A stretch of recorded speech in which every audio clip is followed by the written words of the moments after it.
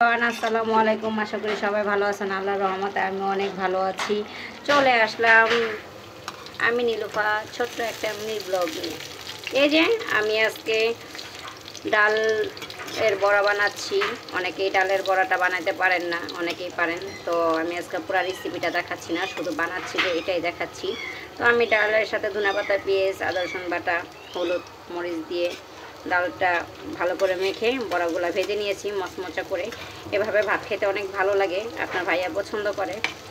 তো সাথে আছে মেন তরকারি হাঁসের গোস্ত।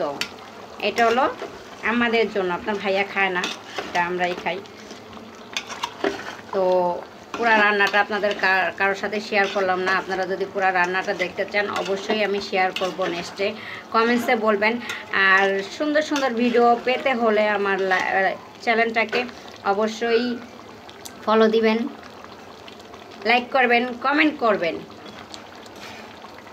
আপনারা যে যেখানটা দেখতেছেন সবাই ভালো থাকবেন, সুস্থ থাকবেন আর আমাকে সাপোর্ট করবেন।